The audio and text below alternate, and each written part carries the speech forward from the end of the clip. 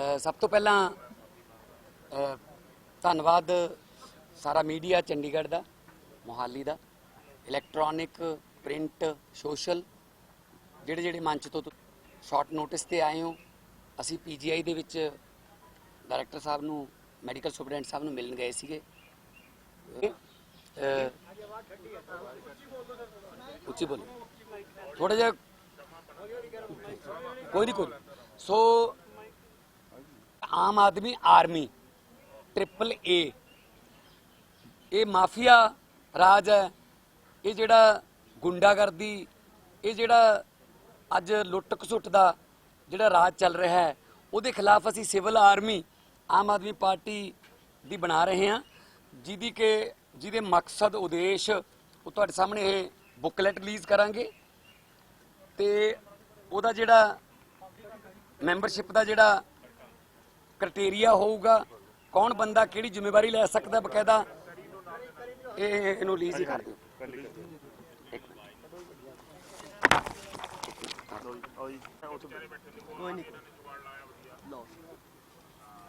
ਇਹ ਸਾਡਾ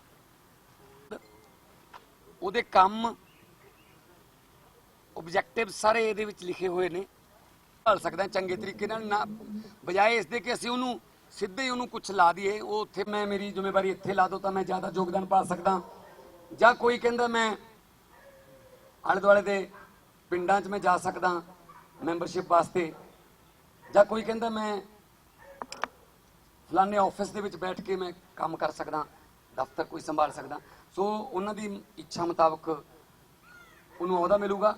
हर पिंड दे विच आम आदमी दी सेना होगी ते उही जिहड़े सैनिक ने वो आपदा सेनापति भी चुन लैणगे, उस पिंड दा प्रधान, वाइस प्रधान। इहदे विच कोई भी बाहरों कोई थप्पिया नहीं जाऊगा कि इहनूं बनाओ, इहदा बंदा है, उहदा बंदा है। वो जिहड़ा रीत है, जिहड़ा कल्चर है दूजियां पार्टियां दा, वो असीं नहीं अपना रहे।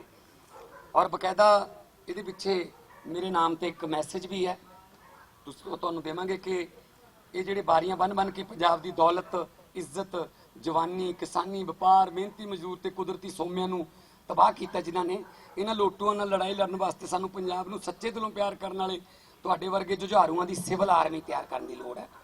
ਸੋ ਸਾਰੇ ਰਲ ਕੇ ਅਸੀਂ ਆਪਣੇ ਆਪਣੇ ਮੋਰਚੇ ਸੰਭਾਲੀਏ ਤੇ ਸੁਰਜੀਤ ਪਾਤਰ ਦੇ ਇਸ ਸ਼ੇਰ ਨੂੰ ਸੱਚ ਕਰ ਦਿਖਾਈਏ। ਕੀ ਹੋਇਆ ਜੇ ਪੱਤਝੜ ਆਈ, तू अगली रुत में यकीन रखी, मैं लभ के लिया कि तो कलमा, तू फुल्लां जोगी जमीन रखी। सो कलमे पंजाब नूं दोबारे रंगला पंजाब बनाउण वास्ते असीं लभ रहे हैं। और आज़ादी की दूजी लड़ाई भी इहनूं कह दिंदे असीं कि जिहड़ी 15 अगस्त नूं आज़ादी का दिवस मनाया जाता, वो आज़ादी आम लोगों तक पहुंची नहीं, ते जिहड़े वादे इन्हां ने कीते सरकारां ने हुण तक कि असीं घर घर नौकरी देवांगे, ਅਸੀਂ ਆਹ ਕਰ ਦਾਂਗੇ, ਉਹ ਕਰ ਦਾਂਗੇ, ਸਾਰੇ ਤੁਹਾਡੀਆਂ ਕਲਮਾਂ ਰਾਹੀਂ ਮੈਨੂੰ ਰਿਪੀਟ ਕਰਨ ਦੀ ਲੋੜ ਨਹੀਂ, ਇਹ ਉਹਨਾਂ ਤੋਂ ਮੁੱਕਰੇ ਨੇ। ਤੇ ਹੁਣ ਵੀ ਜੇ ਟਵਿੱਟਰੀ ਹੋ ਰਹੇ ਨੇ, ਇਹ ਸੁਖਬੀਰ ਬਾਦਲ ਤੇ ਕੈਪਟਨ ਅਮਰਿੰਦਰ ਸਿੰਘ ਆਪਸ ਵਿੱਚ ਟਵਿੱਟਰੀ ਖੇਡ ਰਹੇ ਨੇ, ਤੇ ਲੋਕ ਪਾਣੀ ਹੜ੍ਹਾਂ ਨਾਲ ਮਰ ਰਹੇ ਨੇ, ਲੋਕ ਨਸ਼ਿਆਂ ਨਾਲ ਮਰ ਰਹੇ ਨੇ, ਲੋਕ ਕੈਂਸਰ ਨਾਲ ਮਰ ਰਹੇ ਨੇ। ਇਹ ਆਪਸ ਦੇ ਵਿੱਚ ਟਵਿੱਟਰ ਤੇ ਖੇਡ ਰਹੇ ਨੇ ਕਿ ਰਾਜੀਵ ਗਾਂਧੀ ਐ ਸੀ, ਰਾਜੀਵ ਗਾਂਧੀ ਉਹ ਸੀ, ਹੈ ਜੀ। ਇਹ ਤਾਂ ਤੁਸੀਂ, ਉਹ ਕਹਿੰਦਾ ਤੂੰ 2.5 ਸਾਲਾਂ 'ਚ ਕੁਛ ਨਹੀਂ ਕੀਤਾ, ਉਹ ਕਹਿੰਦਾ ਤੁਸੀਂ 10 ਸਾਲਾਂ 'ਚ ਕੁਛ ਨਹੀਂ ਕੀਤਾ। ਇਹ ਤਾਂ ਆਪਸ ਦੇ ਵਿੱਚ ਉਲਝੇ ਹੋਏ ਨੇ ਤੇ ਆਪਦੇ ਕਿਲੇ ਪੈ ਰਹੇ ਨੇ। ਇੱਕ ਨੇ ਸੁਖ ਵਿਲਾਸ ਪਾ ਲਿਆ, ਦੂਜੇ ਨੇ ਸਾਰਾ ਗੜੀ ਜਿਹੜਾ ਉਹਨੇ ਆਪਦੇ ਇਹਨਾਂ ਦੇ ਕਿਲੇ ਬਣ ਰਹੇ ਨੇ, ਲੋਕਾਂ ਦੇ ਕੱਚੇ ਮਕਾਨ ਢਹਿ ਰਹੇ ਨੇ। ਸੋ ਇਹ ਸਾਰੀਆਂ ਗੱਲਾਂ ਸਾਡੀ ਆਰਮੀ ਜਿਹੜੀ ਹੈ ਉਹ ਲੋਕਾਂ ਨੂੰ ਘਰ ਘਰ ਜਾ ਕੇ ਸਮਝਾਊਗੀ। ਕੋਈ ਏਜ ਬਾਰ ਨਹੀਂ ਇਹਦੇ 'ਚ ਭਰਤੀ ਹੋਣ ਦੀ। ਇਹ ਮੈਂਬਰਸ਼ਿਪ ਡਰਾਈਵ ਹੈ और असी जिन्ना टारगेट रखा तो वह भी पूरा असी टाइम पर करांगे। तो नाल असी अज 39 ऑब्जर्वर जिहड़े हर एक ऑब्जर्वर नूं 3 हल्के दिते गए ने, 3 हल्के लोक सभा दे, विधान सभा दे। सो 39 ऑब्जर्वर ने साडे, जिन्होंने जिहड़े साडी पार्टी दे वफादार सिपाही ने, जिन्होंने उतरा चढ़ाव वेले जो पार्टी कोई संकट आया उस वेले भी पार्टी की बांह नहीं छड्डी ते पार्टी नूं संकट चों कड्ढण दे विच टीम वर्क के तौर पर काम किया। सो 39 उन्होंने लिस्ट तुहानूं असीं दे दांगे। 39 ਆਬਜ਼ਰਵਰ ਨੇ, ਪਰ ਆਬਜ਼ਰਵਰ 3 ਵਿਧਾਨ ਸਭਾ, ਸੋ 117 ਹਲਕਿਆਂ ਦੇ ਸਾਡੇ ਉਹ ਜਿਹੜੇ ਵਿਧਾਨ ਸਭਾ ਦੇ ਆਬਜ਼ਰਵਰ ਲੱਗਣਗੇ, ਉਹ ਵੀ ਅੱਜ ਅਨਾਉਂਸ ਹੋ ਜਾਣਗੇ। ਤੇ ਇੱਕ ਸਟੇਟ ਕਮੇਟੀ ਹੈ ਜਿਹਦੇ ਵਿੱਚ ਹਰਚੰਦ ਸਿੰਘ ਬਰਸਟ ਜੀ ਨੇ, ਜਸਟਿਸ ਜੋਰਾ ਸਿੰਘ ਜੀ ਨੇ, ਪ੍ਰੋਫੈਸਰ ਸਾਧੂ ਸਿੰਘ ਜੀ ਨੇ, ਪ੍ਰੋਫੈਸਰ ਭੀਮਿੰਦਰ ਸਿੰਘ, ਨਵਜੋਤ ਸਿੰਘ ਜਰਗ, ਜੀਵਨਜੋਤ ਕੌਰ, ਗਗਨਦੀਪ ਸਿੰਘ ਚੱਡਾ, ਅੰਮ੍ਰਿਤਪਾਲ ਸਿੰਘ, ਰਾਜ ਲਾਲੀ ਗਿੱਲ, ਦਲਵੀਰ ਸਿੰਘ ਢਿੱਲੋਂ ਤੇ ਨੀਨਾ ਮਿੱਤਲ। ਇਹ 11 ਮੈਂਬਰਾਂ ਦੀ ਸਾਡੀ ਜਿਹੜੀ ਇਸ ਕੰਟਰੋਲ ਕਮੇਟੀ ਲਾ ਲਓ ਜਾਂ ਇਹਨੂੰ ਇਹ ਆਰਮੀ ਨਾਲ ਰਿਲੇਟਡ ਜਿਹੜੀ ਅਸੀਂ ਇਹ ਕਰਦੇ ਹਾਂ ਕਿ ਇਹਨੂੰ ਅਬਜ਼ਰਵ ਕਰੂਗੀ ਸਾਰਿਆਂ ਨੂੰ। 11 ਮੈਂਬਰੀ ਕਮੇਟੀ ਹੈ, ਕੋਈ ਕਿਸੇ ਕਿਸਮ ਦਾ ਕੋਈ ਸ਼ਿਕਾਇਤਾਂ ਇਸ ਕਮੇਟੀ ਕੋਲੇ ਆ ਸਕਦੇ ਨੇ। ਤੇ ਬਾਕੀ ਬਿਜਲੀ ਅੰਦੋਲਨ ਜਿਹੜਾ ਸਾਡਾ ਉਹ ਨਿਰੰਤਰ ਜਾਰੀ ਹੈ। ਪਿਛਲੇ ਦਿਨੀ ਅਸੀਂ ਮਾਨਸਾ ਦੇ ਵਿੱਚ ਬਹੁਤ ਭਰਮਾ ਇਕੱਠ ਹੋਇਆ ਸੀਗਾ, ਅਸੀਂ ਮਾਰਚ ਕੀਤਾ ਇੱਕ ਅਨਾਜ ਮੰਡੀ ਤੋਂ ਬੱਸ ਸਟੈਂਡ ਤੱਕ, ਤੇ ਦਿੱਲੀ ਦੀ ਤਰਜ਼ ਤੇ ਬਿਜਲੀ ਦੀਆਂ ਦਰਾਂ ਘਟਾਉਣ ਦੀ ਮੰਗ ਜ਼ੋਰਦਾਰ ਤਰੀਕੇ ਨਾਲ ਰੱਖੀ ਗਈ। ਸਾਰੇ ਹੈੱਡਕੁਆਟਰਾਂ ਤੇ ਅਸੀਂ ਇਹ ਅੱਗੇ ਲੈ ਕੇ ਜਾਵਾਂਗੇ। ਹੁਣ ਜਗਰਾਉਂ ਦਾ ਆਉਣ ਵਾਲੇ ਦਿਨਾਂ 'ਚ ਹੋਰ ਪ੍ਰੋਗਰਾਮ ਮਿਲਣਗੇ, ਕਿਉਂਕਿ ਜਿਹੜੇ BPL ਪਰਿਵਾਰ ਨੇ ਉਹਨਾਂ ਨੂੰ ਵੀ 35-35 ਹਜ਼ਾਰ ਦੇ ਬਿੱਲ ਆ ਰਹੇ ਨੇ, ਔਰ ਜੇਈ ਜਿਹੜੇ ਨੇ ਉਹ ਕਹਿੰਦੇ ਸਾਡੇ ਕੋਲ ਤਾਂ ਕੋਈ ਮੈਸੇਜ ਹੀ ਨਹੀਂ ਪਹੁੰਚਿਆ ਕਿ BPL ਨੂੰ ਮਾਫ ਹੋ ਗਿਆ। ਤੋਂ ਉਹਨਾਂ ਨੂੰ ਮੀਟਰ ਕੱਟਣ ਦੀਆਂ ਧਮਕੀਆਂ ਦਿੰਦੇ ਨੇ, ਕਈ ਜਗ੍ਹਾ ਤੇ ਕੱਟ ਵੀ ਗਏ ਮੀਟਰ, ਜਾਂ ਜੁਰਮਾਨਾ ਲਾ ਕੇ ਦੁਬਾਰਾ ਫੇਰ ਭੇਜ ਦਿੰਦੇ ਨੇ। ਸੋ ਜਿੰਨਾ ਚਿਰ ਪੰਜਾਬ ਦੇ ਵਿੱਚ ਬਿਜਲੀ ਜਿਹੜੀ ਹੈ ਉਹ ਲੋਕਾਂ ਦੀ ਪਹੁੰਚ ਤੱਕ ਨਹੀਂ ਆਉਂਦੀ, ਅਸੀਂ ਇਹ ਸੰਘਰਸ਼ ਜਾਰੀ ਰੱਖਾਂਗੇ। ਔਰ ਸਾਡੇ ਜਿਹੜੇ ਇਸ ਅੰਦੋਲਨ ਦੇ ਵਿੱਚ ਜਿੰਨੇ ਵੀ ਸਾਡੇ ਡਿਊਟੀ ਲੱਗੀ ਹੋਈ ਹੈ ਸਾਰੇ ਮੀਤ ਹੇਅਰ, ਕਿਉਂਕਿ ਉਹ ਇੰਗਲੈਂਡ ਗਏ ਹੋਏ ਨੇ, ਉਹ 4 ਤਰੀਕ ਨੂੰ ਆ ਜਾਣਗੇ। ਮੀਤ ਹੇਅਰ ਆਉਣ ਦੀ ਡਿਊਟੀ ਲੱਗੀ ਹੈ ਕਿ ਬਿਜਲੀ ਅੰਦੋਲਨ ਨੂੰ ਉਹ ਅਬਜ਼ਰਵ ਕਰ ਰਹੇ ਨੇ। ਤੇ ਬਾਕੀ ਮੇਰੀ ਇੱਕ ਆਪਣੇ ਹਲਕੇ ਦੇ ਵਿੱਚ ਨਿਵੇਕਲੀ ਅਸੀਂ ਇੱਕ ਪਹਿਲ ਕੀਤੀ ਹੈ, ਸਾਡਾ MP ਸਾਡੇ ਘਰ। ਉਹਦੇ ਤਹਿਤ ਅਸੀਂ ਲੋਕ ਸਭਾ ਸੰਗਰੂਰ ਦੇ ਵਿਧਾਨ ਸਭਾ ਦੇ ਹਲਕੇ ਦੇ ਇੱਕ ਵੱਡਾ ਪਿੰਡ ਅਸੀਂ ਚੁਣ ਲੈਂਦੇ ਹਾਂ। ਉਸ ਵੱਡੇ ਪਿੰਡ ਦੇ ਵਿੱਚ ਅਨਾਉਂਸਮੈਂਟ ਸੋਸ਼ਲ ਤੇ ਜਾਂ ਗੁਰਦੁਆਰਾ ਸਾਹਿਬ ਦੇ ਸਪੀਕਰਾਂ ਰਾਹੀਂ ਆਲੇ ਦੁਆਲੇ ਦੇ ਪਿੰਡਾਂ ਵਿੱਚ ਵੀ ਜੀਪ ਵਗੈਰਾ ਦੇ ਕੇ ਭੇਜ ਦਿੰਦੇ ਹਾਂ, ਤਾਂ ਆਲੇ ਦੁਆਲੇ ਦੀਆਂ ਜਿਹੜੀਆਂ 10-15 ਪਿੰਡਾਂ ਦੀਆਂ ਪੰਚਾਇਤਾਂ ਨੇ ਉਹ ਉੱਥੇ ਆਉਂਦੀਆਂ ਨੇ, ਜਾਂ ਲੋਕ ਆਉਂਦੇ ਨੇ ਮਿਲਣ ਆਪਣੇ ਸ਼ਿਕਾਇਤਾਂ ਸ਼ਿਕਵੇ ਕੰਮਾਂ ਵਾਸਤੇ।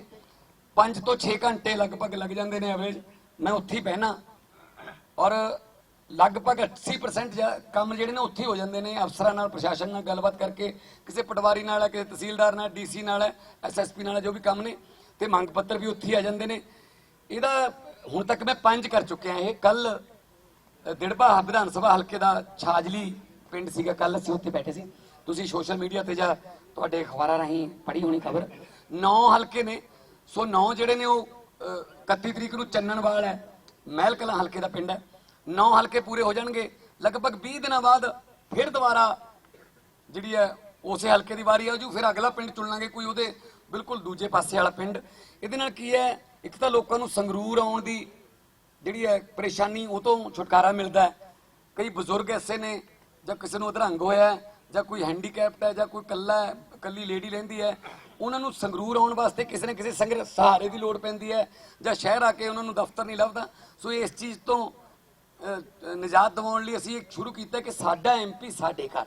ਅਸੀਂ ਉਹਨਾਂ ਕੋਲੇ ਜਾਂਦੇ ਹਾਂ, ਉਹਨਾਂ 500 ਜਾਂ 600 ਬੰਦੇ ਨੇ ਸੰਗਰੂਰ ਆਉਣ ਦੀ ਬਜਾਏ ਮੈਂ ਇਕੱਲੇ ਨੇ ਜਾਣਾ।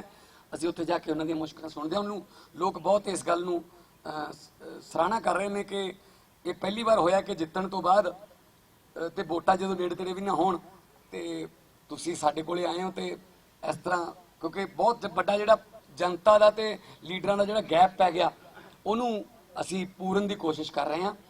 ਤੇ ਉਸ ਤੋਂ ਬਾਅਦ ਬਾਹਰਲੇ ਹਲਕੇ ਦੇ ਵਿੱਚ ਵੀ ਮੇਰੇ ਪ੍ਰੋਗਰਾਮ ਬਣੇ ਨੇ, ਯਾਨੀ ਕਿ ਹਰ ਤੀਜੇ ਦਿਨ ਮੈਂ ਆਪਣੇ ਹਲਕੇ ਤੋਂ ਬਾਹਰ ਜਿੱਥੇ ਵੀ ਮੇਰੀ ਡਿਊਟੀ ਲੱਗੂਗੀ ਪੰਜਾਬ ਦੇ ਵਿੱਚ ਬਤੌਰ ਪ੍ਰਧਾਨ, ਮੈਂ ਉੱਥੇ ਜਾਊਂਗਾ। ਚਾਹੇ ਵਲੰਟੀਅਰ ਮੀਟਿੰਗ ਹੋਵੇ, ਚਾਹੇ ਉਹ ਕੋਈ ਜਨਤਕ ਰੈਲੀ ਹੋਵੇ, ਚਾਹੇ ਕੋਈ ਧਰਨਾ ਹੜਤਾਲ ਹੈ। ਬੁੱਧਵਾਰ ਤੇ ਸ਼ਨੀਵਾਰ, ਬੁੱਧਵਾਰ ਤੇ ਐਤਵਾਰ ਤਾਂ ਮੈਂ ਫਿਕਸ ਹੀ ਕਰਤੇ, ਬਾਕੀ 2 ਦਿਨ ਜਿਹੜੇ ਮਰਜ਼ੀ ਉਹ ਲੈ ਸਕਦੇ ਨੇ।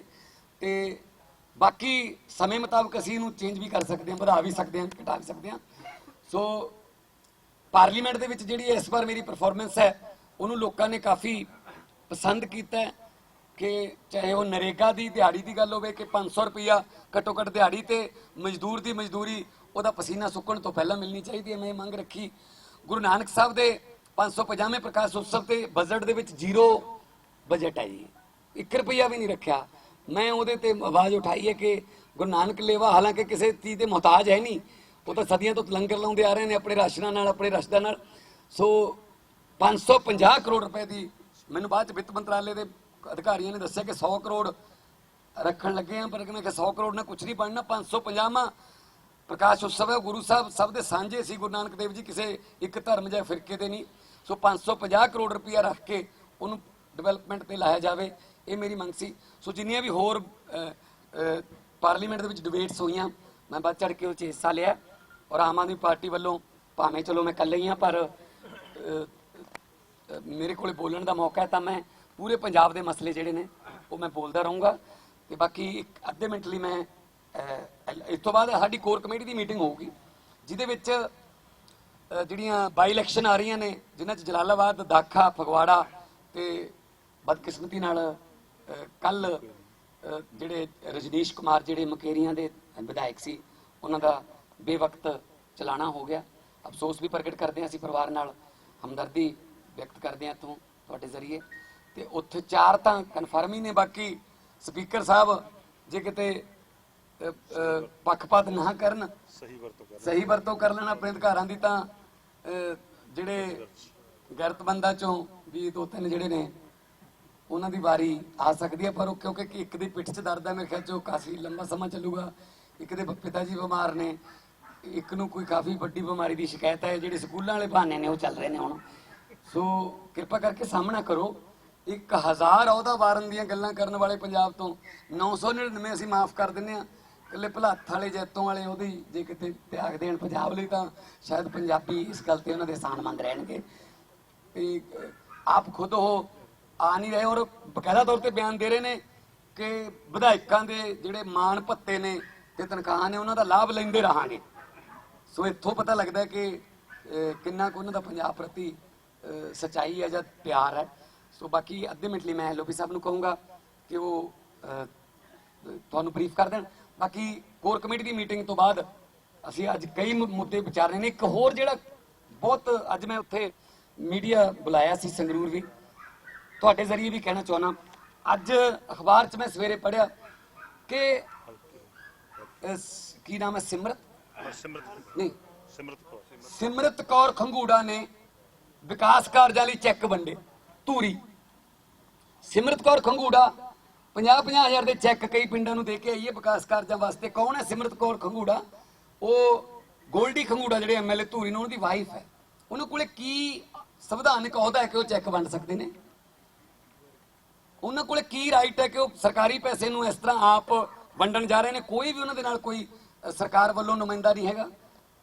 ਤੇ ਸਿਮਰਤ ਕੌਰ ਖੰਗੂੜਾ ਵੰਡ ਰਹੇ ਨੇ, ਉਧਰੋਂ ਦਮਨ ਬਾਜਵਾ ਉਸ ਨਾਮ ਤੋਂ ਚੈੱਕ ਵੰਡਦੇ ਨੇ। ਜਾਂ ਫਿਰ ਇਹ ਐਂ ਕਹਿੰਦੇ ਨੇ ਸਾਡੇ ਪੰਚਾਇਤ ਮੈਂਬਰਾਂ ਨੂੰ ਜਾਂ ਸਾਡੇ ਜਿਹੜੇ ਆਮ ਆਦਮੀ ਪਾਰਟੀ ਦੇ ਵਲੰਟੀਅਰਾਂ ਨੇ ਕਿ ਸਾਡੇ 'ਚ ਪਹਿਲਾਂ ਸ਼ਾਮਲ ਹੋ ਜਾਓ, ਫਿਰ ਤੁਹਾਡੇ ਕੰਮ ਹੋਣਗੇ, ਨਹੀਂ ਤਾਂ ਤੁਹਾਡੇ ਪਿੰਡ ਨੇ ਵੋਟਾਂ ਵੱਧ ਪਾਈਆਂ ਨੇ ਝਾੜੂ ਨੂੰ। ਸੋ ਇਹ ਕਿਸ ਤਰ੍ਹਾਂ ਦਾ ਲੋਕਤੰਤਰ ਚਲਾ ਰਹੇ ਨੇ? ਮੈਂ ਕਾਲਾ ਝਾੜ ਪਿੰਡ ਹੈ ਬਿਲਕੁਲ ਮੇਨ ਰੋਡ ਤੇ, ਚੰਨੋ ਕੋਲੇ ਜਿੱਥੇ ਟੋਲ ਪਲਾਜ਼ਾ ਹੈ, ਉੱਥੋਂ ਦਾ ਸਕੂਲ ਜਿਹੜਾ ਉਹਦੇ ਵਿੱਚ ਚੌਂਕੀ ਬਣੀ ਹੋਈ ਹੈ ਪੁਰਾਣੀ ਟੈਰਰਿਜ਼ਮ ਵੇਲੇ ਦੀ। ਉਹ ਚੌਂਕੀ ਤੇ ਸਕੂਲ ਇਕੱਠੇ ਨੇ, ਵਿਚਾਲੇ ਕੋਈ ਕੰਧ ਨਹੀਂ ਹੈਗੀ ਸੀ। ਜਦੋਂ ਪੁਲਿਸ ਵਾਲੇ, ਪੰਜਾਬ ਪੁਲਿਸ ਆਪਣੇ ਅੰਦਾਜ਼ ਦੇ ਵਿੱਚ ਪਟਾ ਫੇਰਦੇ ਸੀ ਕਿਸੇ ਦੇ ਬਾਹਰ ਲੰਮਾ ਲਟਾ ਕੇ, ਉਹ ਚੀਕਾਂ ਮਾਰਦਾ ਸੀ ਤਾਂ ਬੱਚੇ ਡਰ ਜਾਂਦੇ ਸੀ। ਤੇ ਉਸ ਪਿੰਡ ਦੇ ਲੋਕ ਕਹਿੰਦੇ ਸਾਡੇ ਬੱਚੇ ਰਾਤ ਨੂੰ ਸੁਪਨੇ 'ਚ ਡਰ ਕੇ ਉੱਠਦੇ ਨੇ, ਕੰਧ ਹੀ ਕੱਢ ਦੋ ਜੀ, ਪੁਲਿਸ ਨੂੰ ਤਾਂ ਨਹੀਂ ਹਟਾ ਸਕਦੇ ਆਪਾਂ ਕੁੱਟਣ ਤੋਂ। ਸੋ ਅਸੀਂ ਕੰਧ ਖੱਡੀ 5 ਲੱਖ ਰੁਪਏ ਨਾਲ। ਜਦੋਂ ਉਹਦਾ ਉਦਘਾਟਨ ਕਰਨ ਗਏ ਤਾਂ ਕਾਲੀਆਂ ਝੰਡੀਆਂ ਲੈ ਕੇ ਸਰਪੰਚ ਤੇ 10-15 ਉਹਦੇ ਬੰਦੇ ਖੜੇ, ਕਹਿੰਦੇ ਜੀ ਇਹ ਤਾਂ ਅਸੀਂ ਵਿਜੇਂਦਰ ਸਿੰਗਲਾ ਤੋਂ ਉਦਘਾਟਨ ਕਰਾਉਣਾ ਸੀਗਾ, ਇਹ ਤੁਸੀਂ ਕਿਵੇਂ ਕਰ ਸਕਦੇ ਹੋ? ਮਤਲਬ ਸਕੂਲ ਬਣਾਈਏ ਤਾਂ ਵੀ ਰੋਕਦੇ ਨੇ। ਨਾਗਰੀ ਪਿੰਡ ਦੀ ਸਰਪੰਚ ਕਹਿੰਦੀ ਬੂਟੇ ਨਹੀਂ ਲਾਉਣ ਦੇਣੇ। ਇੱਕ ਸਰਪੰਚ ਘਰਾਚੋਂ ਦਾ ਪਿਛਲੀ ਵਾਰ ਵਾਲਾ ਜਿਹੜਾ ਸੀਗਾ, ਉਹ ਕਹਿੰਦਾ ਵੀ ਲਾਇਬ੍ਰੇਰੀ ਨਹੀਂ ਬਣ ਦੇਣੀ। ਤੇ ਹੁਣ ਜਿਹੜੀ ਘਰਾਚੋਂ ਦੀ ਪੰਚਾਇਤ ਆ, ਯੰਗ ਮੁੰਡੇ ਨੇ ਆਮ ਆਦਮੀ ਪਾਰਟੀ ਨਾਲ ਰਿਲੇਟਡ, ਉਹਨਾਂ ਤੇ ਵੀ ਕਹਾੜਾ ਚਲਾ ਰਹੇ ਨੇ। ਜਾਂ ਤਾਂ ਵਿਜੇਂਦਰ ਸਿੰਗਲਾ ਜੀ ਕਹਿੰਦੇ ਸਾਡੇ ਤੋਂ ਸਰੋਪੇ ਪਵਾ ਕੇ ਪਾਰਟੀ ਸਾਡੇ ਥਰੂ ਚੱਲੋ, ਨਹੀਂ ਤਾਂ ਤੁਹਾਡੀ ਪੰਚਾਇਤ ਨੂੰ ਭੰਗ ਕਰਕੇ ਅਸੀਂ ਪ੍ਰਬੰਧਕ ਲਾ ਦਾਂਗੇ। ਅੱਜ ਸ਼ਾਇਦ ਉਹਨਾਂ ਦੀ ਤਰੀਕ ਸੀ। ਸੋ ਇਹ ਕਿਸ ਕਿਸਮ ਦਾ ਲੋਕਤੰਤਰ ਦੀਆਂ ਦੁਹਾਈਆਂ ਦੇ ਰਹੀ ਹੈ ਕਾਂਗਰਸ? ਆਪ ਉਹ ਉੱਪਰ ਰੋਂਦੇ ਨੇ ਕਿ ਜੀ ਕਰਨਾਟਕਾ ਚ ਐਂ ਕਰਤਾ ਜੀ, ਮਨੀਪੁਰ ਚ ਐਂ ਕਰਤਾ ਜੀ, ਅਰੁਣਾਚਲ ਚ ਐਂ ਕਰਤਾ ਜੀ, ਤੇ ਆਪ ਉਹ ਪਿੰਡਾਂ ਦੇ ਸਰਪੰਚਾਂ ਪੰਚਾਂ ਤੱਕ ਦੇ ਲੈਵਲ ਤੱਕ ਪਹੁੰਚੇ ਪਏ ਨੇ ਕਿਉਂਕਿ ਹਾਰ ਗਏ। ਸੋ ਇਸ ਕਰਕੇ ਇਹ ਸਾਰੀਆਂ ਗੱਲਾਂ ਅਸੀਂ ਇੱਥੇ ਵਿਚਾਰਾਂਗੇ, ਕਿਵੇਂ ਜਿੱਤੇ ਹੋਏ ਐਮਐਲਏ ਦੇ ਚਾਚੇ ਤਾਏ ਭਾਬੀਆਂ ਭਤੀਜੀਆਂ ਭਾਣਜੇ ਹੈਰੀ ਚੈਰੀ ਗੈਰੀ ਮੈਰੀ ਜਿੰਨੇ ਇਹ ਪੈਦਾ ਹੁੰਦੇ ਨੇ, ਇਹ ਤਾਂ ਹੁੰਦੇ ਨੇ ਕਿ ਇਹਨਾਂ ਨੂੰ ਸ਼ਕਤੀਆਂ ਦੇ ਦਿੰਦੇ ਨੇ। ਉਹ ਜਿਵੇਂ ਸਨੀ ਦਿਓਲ ਨੇ ਗੁਰਦਾਸਪੁਰ ਵਿੱਚ ਬੰਦਾ ਰੱਖ ਲਿਆ ਇੱਕ ਕਿ ਮਤਲਬ ਸੀਟ ਹੀ ਠੇਕੇ ਤੇ ਦੇਤੀ ਕਿ ਤੂੰ ਕਰ ਲੈ ਕੰਮ। ਬਿਲਕੁਲ ਇਹ ਫਿਰ ਉਹੀ ਕੰਮ ਹੈ। ਫਿਰ ਇਹ ਆਪਣੀ ਘਰ ਵਾਲੀ ਨੂੰ ਉਹਨੇ ਐਮਐਲਏ ਦੀ ਸੀਟ ਠੇਕੇ ਤੇ ਦੇਤੀ ਕਿ ਤੂੰ ਚੱਕ ਵੰਡ ਕੇ ਆ। ਸੋ ਇਸ ਤੇ ਪਰਚਾ ਵੀ ਹੋਣਾ ਚਾਹੀਦਾ ਹੈ। ਮੈਂ ਕਹਿੰਦਾ ਕਿ ਇਹ ਤੇ ਕਾਨੂੰਨੀ ਕਾਰਵਾਈ ਹੋਣੀ ਚਾਹੀਦੀ ਹੈ। ਇਸ ਤਰ੍ਹਾਂ ਜਿਹੜੇ ਲੋਕਾਂ ਦੇ ਚੁਣੇ ਹੋਏ ਨੁਮਾਇੰਦਿਆਂ ਨੂੰ ਇਗਨੋਰ ਕਰਕੇ ਇਹ ਆਪਣੀ ਜਿਹੜੀ ਆਪ ਉਹਦਰੀਆਂ ਕਰ ਰਹੇ ਨੇ, ਜਦ ਕਿ ਕੈਪਟਨ ਸਾਹਿਬ ਨੇ ਕਿਹਾ ਸੀਗਾ ਕਿ ਮੈਂ ਹਲਕਾ ਇੰਚਾਰਜੀ ਜਿਹੜੀ ਹੈ ਉਹਦੀ ਰੀਤ ਖਤਮ ਕਰ ਦੂੰਗਾ। ਇੱਕ ਮਿੰਟ ਲਈ ਐਲਓਬੀ ਸਾਹਿਬ। ਸਰ, ਸਿੱਖਿਆ ਤੇ ਸਕੂਲ ਤੇ ਕਾਲਜਾਂ ਦੀ ਜਿਹੜੀ ਮਾੜੀ ਕਾਰਗੁਜ਼ਾਰੀ ਆ, ਜਿਹੜਾ ਐਜੂਕੇਸ਼ਨ ਦਾ ਪ੍ਰਬੰਧ ਆ ਪੰਜਾਬ ਵਿੱਚ, ਉਹ ਕਿਸ ਤਰ੍ਹਾਂ ਦਾ ਇਸ ਗੱਲ ਨੂੰ ਲੈ ਕੇ ਪੰਜਾਬ ਦੇ ਹਰ ਕੋਨੇ ਹਰ ਘਰ ਜਾਊਗੀ। ਪੰਜਾਬ ਦੇ ਵਿੱਚ ਸਿਹਤ ਦਾ ਕੀ ਹਾਲ ਆ, ਪੰਜਾਬ ਦੇ ਵਿੱਚ ਹੈਲਥ ਜਿਹੜਾ ਐਜੂਕੇਸ਼ਨ ਹੈਲਥ ਮਹਿਕਮਾ ਗਾ ਉਹਦਾ ਕੀ ਹਾਲ ਆ ਪੰਜਾਬ ਦੇ ਵਿੱਚ, ਇਸ ਗੱਲ ਨੂੰ ਲੈ ਕੇ ਪੰਜਾਬ ਦੇ ਹਰ ਕੋਨੇ ਜਾਊਗੀ ਔਰ ਪੰਜਾਬ ਦੇ ਲੋਕਾਂ ਨੂੰ ਦੱਸੂਗੀ ਕਿ ਐਜੂਕੇਸ਼ਨ ਤੇ ਹੈਲਥ ਦੇ ਸੈਕਟਰ ਨੂੰ ਲੈ ਕੇ ਆਮ ਆਦਮੀ ਪਾਰਟੀ ਸਰਕਾਰ ਜਿਹੜੀ ਦਿੱਲੀ 'ਚ ਬਣੀ ਆ, ਉਹਨੇ ਕਿਸ ਤਰ੍ਹਾਂ ਦਿੱਲੀ ਵਿੱਚ ਸੁਧਾਰ ਕੀਤੇ ਨੇ, ਕਿਸ ਤਰ੍ਹਾਂ ਜਿਹੜੀ ਹੈਗੀ ਆ ਉੱਥੇ ਹੈਲਥ ਦਾ ਸਿਸਟਮ ਆ, ਕਿਸ ਤਰ੍ਹਾਂ ਉੱਥੇ ਐਜੂਕੇਸ਼ਨ ਦਾ ਸਿਸਟਮ ਆ। ਇਸੇ ਤਰ੍ਹਾਂ ਅਨਐਮਪਲਾਈਮੈਂਟ ਔਰ ਕਿਸਾਨੀ ਅਨਐਮਪਲਾਈਮੈਂਟ ਕਿਸਾਨੀ ਇਹ ਮੁੱਦੇ। ਇਸ ਤੋਂ ਬਿਨਾਂ ਦਲਤਾਂ ਤੇ ਹੋ ਰਹੇ ਹਮਲੇ, ਅਵਾਰਾ ਪਸ਼ੂਆਂ ਦੇ ਮਾਮਲੇ, law and order the situation Punjab ਦੇ ਵਿੱਚ, law and order the situation ਕਿੰਨੀ ਮਾੜੀ ਬਣੀ ਹੋਈ ਆ। ਇਸ ਤੋਂ ਬਿਨਾਂ ਸੱਭਿਆਚਾਰ, ਮਾਂ ਬੋਲੀ, ਨਸ਼ੇ, ਟਰਾਂਸਪੋਰਟ, ਅਵਾਰਾ ਪਸ਼ੂ, ਜਿੰਨੇ ਵੀ ਪੰਜਾਬ ਦੇ ਪੱਖ ਦੇ ਮਸਲੇ ਨੇਗੇ, ਜਿੰਨੇ ਵੀ ਮਾਫੀਆ ਪੰਜਾਬ ਦੇ ਵਿੱਚ ਬਾਦਲ ਪਰਿਵਾਰ ਵੇਲੇ ਪੈਦਾ ਹੋਏ ਸੀਗੇ, ਜਿਹੜੇ ਮਾਫੀਆ 10 ਸਾਲਾਂ ਦੇ ਵਿੱਚ ਸੁਖਬੀਰ ਸਿੰਘ ਬਾਦਲ ਦੇ ਸਮੇਂ ਪੈਦਾ ਹੋਏ ਸੀ, ਉਹ ਮਾਫੀਆ ਲਗਾਤਾਰ ਪੰਜਾਬ ਵਿੱਚ ਜਾਰੀ ਨੇਗੇ। ਉਹਨਾਂ ਮਾਫੀਆ ਦੇ ਉੱਤੇ ਮੈਂ ਸਮਝਦਾ ਕੈਪਟਨ ਸਾਹਿਬ ਨੇ ਕਬਜ਼ਾ ਕਰ ਲਿਆ, ਚਾਹੇ ਉਹ ਬਿਜਲੀ ਮਾਫੀਆ, ਚਾਹੇ ਉਹ ਟਰਾਂਸਪੋਰਟ ਮਾਫੀਆ, ਚਾਹੇ ਉਹ ਰੇਤ ਮਾਫੀਆ, ਚਾਹੇ ਉਹ ਲੈਂਡ ਮਾਫੀਆ, ਜਿੰਨੇ ਵੀ ਮਾਫੀਏ ਨੇ, ਡਰੱਗ ਮਾਫੀਆ, ਸਾਰੇ ਮਾਫੀਆ ਦੇ ਉੱਤੇ ਕੈਪਟਨ ਸਾਹਿਬ ਦੇ ਬੰਦਿਆਂ ਨੇ ਕਬਜ਼ਾ ਕਰ ਲਿਆ। ਉਹਨਾਂ ਸਾਰੇ ਮਾਫੀਆ ਬਾਰੇ ਆਮ ਆਦਮੀ ਜਿਹੜੀ ਆਰਮੀ ਆ ਉਹ ਹਰ ਘਰ ਪਹੁੰਚ ਕਰੂਗੀ, ਲੋਕਾਂ ਨੂੰ ਜਾਗਰੂਕ ਕਰੂਗੀ। ਕਿਸ ਤਰ੍ਹਾਂ ਲਗਾਤਾਰ ਦੋ ਰਵਾਇਤੀ ਪਾਰਟੀਆਂ ਅਕਾਲੀ ਦਲ, ਬੀਜੇਪੀ ਔਰ ਕਾਂਗਰਸ ਨੇ ਪੰਜਾਬ ਨੂੰ ਲੁੱਟਿਆ ਔਰ ਪੰਜਾਬ ਦੇ ਉੱਤੇ ਇੰਨਾ ਜ਼ਿਆਦਾ ਕਰਜ਼ਾ ਚੜ ਗਿਆ, ਪੰਜਾਬ ਦਾ ਨੌਜਵਾਨ ਬਾਹਰਲੇ ਦੇਸ਼ਾਂ ਨੂੰ ਜਾ ਰਿਹਾ। ਪੰਜਾਬ ਦੇ ਵਿੱਚ ਜਿਹੜੀ ਗੱਲ ਕੈਪਟਨ ਸਾਹਿਬ ਨੇ ਕਹੀ ਸੀ ਵੀ 4 ਹਫ਼ਤਿਆਂ ਦੇ ਵਿੱਚ ਜਿਹੜਾ ਹੈਗਾ ਮੈਂ ਨਸ਼ਾ ਖਤਮ ਕਰ ਦੂੰਗਾ, ਨਸ਼ੇ ਦਾ ਲੱਕ ਤੋੜ ਦੂੰਗਾ, ਕੋਈ ਕੰਮ ਨਹੀਂ ਹੋਇਆ। ਉਸੇ ਤਰ੍ਹਾਂ ਡੇਲੀ ਜਿਹੜੀਆਂ ਹੈਗੀਆਂ ਨੇ ਹਰ ਰੋਜ਼ ਮੌਤਾਂ ਡਰੱਗ ਨਾਲ ਹੋ ਰਹੀਆਂ ਨੇ, ਥਾਂ ਦੇ ਉੱਤੇ ਨੌਜਵਾਨਾਂ ਦੀ ਮੌਤਾਂ ਹੋ ਰਹੀਆਂ ਨੇਗੀਆਂ। ਉਹੀ ਕੰਮ ਨਸ਼ਾ ਤਸਕਰ, ਪੰਜਾਬ ਪੁਲਿਸ ਤੇ ਪੋਲੀਟੀਸ਼ੀਅਨ ਜਿਹੜੇ ਹੈਗੇ ਨੇ, ਜਿਹੜੇ ਰਵਾਇਤੀ ਪਾਰਟੀਆਂ ਦੇ ਪੋਲੀਟੀਸ਼ੀਅਨ ਨੇ, ਤਿੰਨਾਂ ਨੇ ਗੱਠਜੋੜ ਬਣਾ ਲਿਆ। ਔਰ ਕਿਤੇ ਵੀ ਕੋਈ ਜੇ ਵੱਡੀ ਖੇਪ ਫੜੀ ਜਾਂਦੀ ਹੈ, ਤੁਹਾਨੂੰ ਸਾਰਿਆਂ ਨੂੰ ਪਤਾ ਹੈਗਾ, ਜਦੋਂ ਵੀ ਕਦੇ ਵੱਡੀ ਖੇਪ ਫੜੀ ਜਾਂਦੀ ਆ, ਜਿਹੜਾ ਵੀ ਕੋਈ ਮੁਲਜ਼ਮ ਫੜਿਆ ਜਾਂਦਾ ਗਾ, ਜਾਂ ਤਾਂ ਉਹਦੀ ਪੁਲਿਸ ਕਸਟਡੀ 'ਚ ਮੌਤ ਹੋ ਜਾਂਦੀ ਆ ਜਾਂ ਉਹਦੀ ਜੇਲ੍ਹ 'ਚ ਜਾ ਕੇ ਮੌਤ ਹੋ ਜਾਂਦੀ ਆ। ਸੋ ਇੱਥੋਂ ਪਤਾ ਲੱਗਦਾ ਕਿ ਪੰਜਾਬ ਵਿੱਚ ਜਿਹੜਾ ਡਰੱਗ ਮਾਫੀਆ ਕਿੰਨਾ ਤਕੜਾ ਗਾ, ਰੇਤ ਮਾਫੀਆ ਕਿੰਨਾ ਤਕੜਾ ਗਾ। ਇਹਨਾਂ ਮਾਫੀਆ ਨੂੰ ਤੋੜਨ ਦੇ ਲਈ ਆਮ ਆਦਮੀ ਪਾਰਟੀ ਹਰੇਕ ਪੰਜਾਬ ਦੇ ਹਰੇਕ ਨਾਗਰਿਕ ਕੋਲੇ ਜਾਊਗੀ, ਹਰੇਕ ਨੌਜਵਾਨ ਕੋਲੇ ਜਾਊਗੀ, ਹਰੇਕ ਬਜ਼ੁਰਗ ਕੋਲੇ ਜਾਊਗੀ, ਹਰੇਕ EMPLOYE ਕੋਲੇ ਜਾਊਗੀ, ਹਰ ਇੱਕ ਵਰਗ ਕੋਲੇ ਜਾਊਗੀ, ਜਾ ਕੇ ਹੈਗਾ ਉਹਨੂੰ ਜਾਗਰੂਕ ਕਰਕੇ ਉਹਨੂੰ ਆਮ ਆਦਮੀ ਪਾਰਟੀ ਨਾਲ ਜੋੜੂਗੀ ਤਾਂ ਕਿ ਮੁਹਿੰਮ ਨੂੰ ਅਸੀਂ ਲੋਕ ਲਹਿਰ ਬਣਾ ਸਕੀਏ। ਸੋ ਇੰਨਾ ਕੁਝ ਕਹਿੰਦਾ ਹੋਇਆ ਮੈਂ ਪ੍ਰਿੰਸੀਪਲ ਬੁੱਧਰਾਮ ਜੀ ਨੂੰ ਬੇਨਤੀ ਕਰੂੰਗਾ ਕਿ ਉਹ 2 ਮਿੰਟ ਦੀ ਤੁਹਾਡੇ ਦਾ ਮੁਖਾਤਬ ਹੋਣ। ਕੋਰ ਕਮੇਟੀ ਦੇ ਦੱਸ ਦਿਓ ਸਾਰੇ ਅੱਜ ਦਾ ਮੁੱਦਾ ਜੀ। ਅੱਜ ਵਿਸ਼ੇਸ਼ ਤੌਰ ਤੇ ਭਗਵੰਤ ਮਾਨ ਜੀ ਨੇ ਸਾਡੇ ਸੂਬਾ ਪ੍ਰਧਾਨ ਨੇ, ਉਸ ਤੋਂ ਬਾਅਦ ਅਸੀਂ ਕੋਰ ਕਮੇਟੀ ਦੀ ਮੀਟਿੰਗ ਜਿਹੜੀ ਇਸ ਤੋਂ ਬਾਅਦ ਚੱਲਣੀ ਹੈ। ਸੋ ਤੁਹਾਡਾ ਬਹੁਤ ਧੰਨਵਾਦ ਪ੍ਰਿੰਟ ਮੀਡੀਆ ਦਾ, ਸਾਰੇ ਮੀਡੀਆ ਸਾਡੇ ਵੀਰਾਂ ਦਾ ਕਿ ਤੁਸੀਂ ਇੱਥੇ ਭਾਵੇਂ ਤੁਹਾਨੂੰ ਅਸੀਂ ਮਾਫੀ ਚਾਹੁੰਦੇ ਹਾਂ ਕਿ ਗਰਮੀ ਕਾਫੀ ਹੈ, ਤੁਹਾਨੂੰ ਦੇਰ ਕਰਨ ਦੇ ਥੋੜਾ ਮੋਟਾ ਵੇਟ ਕਰਨੀ ਪਈ ਹੈ। ਸੋ ਵੱਡੀ ਗੱਲ ਜਿਹੜੀ ਗੱਲ ਕੋਰ ਕਮੇਟੀ ਦੇ ਮੁੱਦੇ ਜਿਹੜੇ ਨੇ ਦੱਸ ਦਿਓ। ਮੁੱਦਾ ਦਾ ਦੇਖੋ, ਇੱਕ ਤਾਂ ਦੱਸੀ ਤਾਂ ਮਾਨ ਸਾਹਿਬ ਨੇ ਕਿ ਅਸੀਂ ਜ਼ਿਮਨੀ ਚੋਣਾਂ ਬਾਰੇ ਗੱਲ ਕਰਨੀ ਹੈ, ਦੂਜਾ ਸੰਗਠਨ ਸਾਡਾ ਮੇਨ ਹੈ, ਤੀਜਾ ਜਿਹੜਾ ਪੰਜਾਬ ਦੇ ਵਿੱਚ ਅਸੀਂ ਜਿਹੜਾ ਵੱਡੀ ਪੱਧਰ ਤੇ ਪਿੱਛੇ ਗੱਲ ਚੱਲੀ ਸੀਗੀ ਕਿ ਦਿੱਲੀ ਦੇ ਵਿੱਚ ਰਵਿਦਾਸ ਮੰਦਿਰ ਜੀ ਢਾਇਆ ਜਿਹੜਾ ਗਿਰਾਇਆ ਗਿਆ ਹੈ, ਉਹ ਸਿੱਧਾ DDA ਵੱਲੋਂ ਜਿਹੜੀ ਸੈਂਟਰ ਦੀ ਮੋਦੀ ਸਰਕਾਰ ਹੈ ਗਿਰਾਇਆ ਗਿਆ ਸੀਗਾ ਤੇ ਆਮ ਆਦਮੀ ਪਾਰਟੀ ਦਾ ਉਹਦੇ ਨਾਲ ਕੋਈ ਸੰਬੰਧ ਨਹੀਂ ਸੀ। ਦਿੱਲੀ ਦੇ ਵਿੱਚ ਪਹਿਲੀ ਵਿਧਾਨ ਸਭਾ ਹੈ ਇੰਡੀਆ ਦੇ ਵਿੱਚ ਜਿਹਨੇ ਸੈਸ਼ਨ ਬੁਲਾ ਕੇ ਬਕਾਇਦਾ ਇੱਕ ਦਿਨ ਪੂਰੀ ਬਹਿਸ ਕਰਾ ਕੇ ਆਮ ਆਦਮੀ ਪਾਰਟੀ ਦੇ ਸਰਕਾਰ ਨੇ, ਕੇਜਰੀਵਾਲ ਸਾਹਿਬ ਨੇ ਐਲਾਨ ਕੀਤਾ ਹੈ ਕਿ ਰੈਜ਼ੋਲੂਸ਼ਨ ਪਾਸ ਕੀਤਾ ਹੈ ਕਿ ਬਕਾਇਦਾ ਮੰਦਿਰ ਜਿਹੜਾ ਹੈਗਾ ਤੁਸੀਂ 4 ਕਿੱਲੇ ਜ਼ਮੀਨ ਹੈ ਜਿਹੜੀ ਉਹ ਦਿਓ ਤੇ ਮੰਦਿਰ ਅਸੀਂ ਬਣਾ ਕੇ ਦੇਵਾਂਗੇ। ਅਸੀਂ ਆਮ ਲੋਕਾਂ ਦੇ ਨਾਲ ਖੜੇ ਹਾਂ, ਦਲਿਤ ਵਰਗ ਦੇ ਨਾਲ ਖੜੇ ਹਾਂ, ਭਾਈ ਰਵਿਦਾਸੀਏ ਭਾਈਚਾਰੇ ਦੇ ਨਾਲ ਖੜੇ ਹਾਂ, ਕਿਉਂਕਿ ਸੰਤ ਜਿਹੜੇ ਹੈਗੇ ਨੇ ਸਾਰੇ ਸਾਂਝੇ ਹੁੰਦੇ ਨੇ। ਤੇ ਬਾਕੀ ਵੱਡੀ ਗੱਲ ਜਿਹੜੀ ਹੈਗੀ ਹੈ ਅੱਜ ਉਹ ਇਹ ਹੈ ਕਿ ਅੱਜ 300-400 ਜਿਹੜੇ ਪਿੰਡ ਡੁੱਬੇ ਪਏ ਨੇ, ਸਰਕਾਰ ਵੱਲੋਂ ਕਿਸੇ ਵੀ ਕਿਸਮ ਦਾ ਉਹਨਾਂ ਦੀ ਭਲਾਈ ਲਈ, ਦਵਾਈਆਂ ਲਈ ਜਾਂ ਉੱਥੇ ਟੈਂਟ ਵਗੈਰਾ ਜਾਂ ਉੱਥੇ ਕੋਈ ਕਿਸੇ ਕਿਸਮ ਦਾ ਵੀ ਪ੍ਰਬੰਧ ਨਹੀਂ ਕੀਤਾ ਗਿਆ। ਦੇਖੋ ਦਿੱਲੀ ਜਮਨਾ ਦੇ ਵਿੱਚ ਇਹ ਸੀਗਾ ਵੀ ਉੱਥੇ ਲੱਗਦਾ ਸੀਗਾ ਕਿ ਹੜੂ ਜਿਹੜਾ ਹੜ ਹੈ ਉਹ ਆਊਗਾ ਜਮਨਾ ਦੇ ਵਿੱਚ। ਕੇਜਰੀਵਾਲ ਸਾਹਿਬ ਨੇ ਬਕਾਇਦਾ 1000 ਕੈਂਟ ਦਾ ਪ੍ਰਬੰਧ ਕੀਤਾ, ਉੱਥੇ ਲੈਟਰ ਵਗੈਰਾ ਤੇ ਪਾਣੀ ਦਾ ਪੂਰਾ ਪ੍ਰਬੰਧ ਕੀਤਾ, ਔਰ ਨਾਲ ਦੀ ਨਾਲ ਜਿੱਥੇ ਹਰ ਰੋਜ਼ ਇੱਕ ਮੰਤਰੀ ਬਕਾਇਦਾ ਉੱਥੇ ਡਿਊਟੀ ਲਾਈ ਗਈ। ਕੇਜਰੀਵਾਲ ਸਾਹਿਬ ਆਪ ਵੀ ਜਾਂਦੇ, 150 ਪਰਿਵਾਰ ਉੱਥੇ ਰਹਿ ਰਹੇ ਹੈ। ਸੋ ਐਡਾ ਵਧੀਆ ਪ੍ਰਬੰਧ ਪਹਿਲਾਂ ਕਰਨਾ ਚਾਹੀਦਾ ਸੀਗਾ। ਪੰਜਾਬ ਸਰਕਾਰ ਦੇ ਬਿਲਕੁਲ ਏਜੰਡੇ 'ਚ ਲੋਕਾਂ ਦੀ ਭਲਾਈ ਨਹੀਂ, ਨਾ ਸਿੱਖਿਆ ਦਾ, ਨਾ ਸਿਹਤ, ਬਾਕੀ ਸਾਰੀ ਗੱਲਾਂ ਦੱਸ ਚੁੱਕੇ ਨੇ। ਸੋ ਮੈਂ ਇਹਨਾਂ ਕਹਿੰਦਾ ਹੋਇਆ ਸਾਰੀ ਹੀ ਮੀਡੀਆ ਕਰਮਚਾਰੀਆਂ ਦਾ ਬਹੁਤ ਬਹੁਤ ਧੰਨਵਾਦ। Thank you. ਕੋਈ ਤੁਹਾਡਾ ਸਵਾਲ ਹੋਵੇ ਤਾਂ ਤੁਸੀਂ। ਮਾਨ ਸਾਹਿਬ ਆਰਮੀ ਜਿਹੜੀ ਸੈਨਾ ਭਰਤੀ ਕਰਨ ਜਾ ਰਿਹਾ ਵਲੰਟੀਅਰ, ਇਹਦਾ ਕਿਆ ਭਰੋਸਾ ਹੋਊਗਾ ਵੀ ਜਦੋਂ ਚੋਣ ਆਊਗਾ ਜਿਹੜਾ ਉਹਦਾ ਚੀਫ ਹੋਊਗਾ ਕਮਾਂਡਰ, ਤੁਸੀਂ ਬਾਹਰੋਂ ਲਿਆ ਕਿੱਥੋਂ ਕਰੋਗੇ? ਜਿਵੇਂ ਕਿ ਹੁਣ ਰੋਪੜ ਵਾਲੇ ਜਾਂ ਹੋਰ ਜਿਹੜੇ ਭੱਜ ਗਏ ਜਿਹਨਾਂ ਨੂੰ ਤੁਸੀਂ ਕੱਢ ਦੱਸ ਰਹੇ ਹੋ। ਨਹੀਂ ਦੇਖੋ, ਇਸ ਤਰ੍ਹਾਂ ਪਹਿਲੀ ਗੱਲ ਤਾਂ ਕੋਈ ਇਸ ਤਰ੍ਹਾਂ ਦਾ ਟਾਰਗੇਟ ਨਹੀਂ, ਖੁੱਲ੍ਹਾ ਟਾਰਗੇਟ ਹੈ ਜੀ। ਜੋ ਵੀ ਆਉਣਾ ਚਾਹੁੰਦਾ ਹੈ ਆਮ ਆਦਮੀ ਪਾਰਟੀ ਦਾ, ਉਹਦੀ ਬਕਾਇਦਾ ਤੌਰ ਤੇ ਉਹਨੂੰ ਰਸੀਦ ਮਿਲੂਗੀ, ਆਈ ਕਾਰਡ ਮਿਲੂਗਾ ਉਹਦੀ ਮੈਂਬਰਸ਼ਿਪ ਦਾ। ਤੇ ਪੂਰੇ ਪੰਜਾਬ ਦੇ ਵਿੱਚ ਜਿੰਨਾ ਮੈਕਸਿਮਮ ਹੋ ਸਕਦਾ ਸੀ, ਕੋਈ ਇਦਾਂ ਟਾਰਗੇਟ ਨਹੀਂ ਰੱਖਿਆ। ਤੇ ਜਿਸ ਤਰ੍ਹਾਂ ਇਹ ਕਹਿੰਦੇ ਸੀ ਕਿ ਬੀਜੇਪੀ ਵਾਲੇ ਕਿ ਅਸੀਂ ਪਤਾ ਨਹੀਂ ਇੰਨੇ ਲੱਖ ਕਰ ਲਿਆ, ਤੇ ਬਾਅਦ ਚ ਪਤਾ ਲੱਗਾ ਤਾਂ ਉਹਨਾਂ ਚੋਂ ਬਹੁਤੀਆਂ ਤਾਂ ਜਿਹੜੀਆਂ ਜਾਲੀ ਨਿਕਲੀਆਂ ਨੇ। ਸੋ ਇੱਕ ਤਾਂ ਇਹ ਹੈ ਤੁਹਾਡਾ ਪਹਿਲਾ ਸਵਾਲ। ਦੂਜਾ ਸਵਾਲ ਇਹ ਹੈ ਕਿ ਦੇਖੋ ਇਹ ਕਿਸੇ ਦੇ ਦਿਲ 'ਚ ਤਾਂ ਬੜੇ ਨਹੀਂ ਹੋਏ ਕਿ ਬੰਦਾ ਕਿਹੋ ਜਿਹਾ ਨਿਕਲ ਰਿਹਾ, ਕਦੋਂ ਜਾਂ ਤਾਂ ਉਹਦਾ ਕੋਈ ਸਵਾਰਥ ਨਹੀਂ ਪੂਰਾ ਹੁੰਦਾ, ਜਾਂ ਜੋ ਉਹ ਛੋਟੀ ਲਾਈਨ ਦੇਖ ਕੇ ਆਇਆ ਸੀ ਉਹਨੂੰ ਲੱਗਦਾ ਯਾਰ ਮੈਂ ਜੋ ਕੰਮ ਕਰਨਾ ਸੀ ਉਹ ਤਾਂ ਇਧਰ ਹੋਣ ਹੀ ਨਹੀਂ ਦਿੰਦੇ, ਤਾਂ ਬਹੁਤ ਹੀ ਇਮਾਨਦਾਰੀ ਵਾਲੇ ਪਾਸੇ ਨੇ ਤੂੰ, ਜਾਂ ਮੈਨੂੰ ਇੱਧਰੋਂ ਜ਼ਿਆਦਾ ਫਾਇਦਾ ਹੁੰਦਾ। ਜਿਹੜੇ ਆਪਣੇ ਫਾਇਦੇ ਨੁਕਸਾਨ ਦੇਖ ਕੇ ਆਉਂਦੇ ਨੇ ਉਹ ਚਲੇ ਗਏ ਆਪੇ ਵਕਤ ਮੁਤਾਬਕ ਬਰੀਕ ਝਾਰਨਾ ਲਾ ਗਿਆ। ਇਹ ਤਾਂ ਹੁਣ ਤੁਹਾਡਾ ਵੀ ਨਹੀਂ ਪਤਾ ਵੀ ਅਗਲੇ ਸਾਲ ਹੁਣ ਕਿਹੜੇ ਅਖਬਾਰ 'ਚ ਕੰਮ ਕਰੋਗੇ। ਉਹ ਤਾਂ ਇਹ ਤਾਂ ਪਤਾ ਨਹੀਂ ਲੱਗਦਾ ਨਾ। ਮੈਂ ਤਾਂ ਕਈ ਵਾਰੀ ਹੁਣ ਲਿਖਿਆ, ਮੈਂ AVP ਹੋਇਆ, ਚਲੇ ਗਏ ਨਿਊਜ਼ 18 'ਚ, ਹੁਣ ਮੈਨੂੰ ਦੁਬਾਰੇ ਉਹ 'ਚ ਫੋਨ ਨੰਬਰ ਬਦਲਨੇ ਪੈ ਰਹੇ ਨੇ। ਤੇ ਜਦੋਂ ਤੁਸੀਂ ਬਦਲਦੇ ਹੋ ਉਦੋਂ ਕਹਿੰਦੇ ਤਰੱਕੀ ਹੈ, ਜਦੋਂ ਕੋਈ ਹੋਰ ਬਦਲ ਲੇ ਕਹਿੰਦੇ ਦਲ ਬਦਲੀ ਹੈ। ਸੋ ਇਹ ਹੁੰਦਾ ਨਹੀਂ ਏਦਾਂ। ਪਰ ਇਹ ਹੈ ਕਿ ਆਪਣੇ ਵੱਲੋਂ ਅਸੀਂ ਇਮਾਨਦਾਰ ਤੇ ਵਫਾਦਾਰੀ ਲਿਆਉਣ ਦੀ ਕੋਸ਼ਿਸ਼ ਕਰਾਂਗੇ। ਕਦੋਂ ਮਨ ਬਦਲ ਜੇ ਇਹਦੇ ਬਾਰੇ ਅਸੀਂ ਕੁਝ ਕਹਿੰਦੇ ਹਾਂਜੀ, ਐਡੀਟਰ ਨੂੰ ਚੈਲੰਜ ਕਰਨਗੇ ਤਾਂ ਫਿਰ ਅਨੁਸ਼ਾਸਨੀ ਨੋਟਿਸ ਆਊਗਾ ਜੀ। ਤੁਹਾਨੂੰ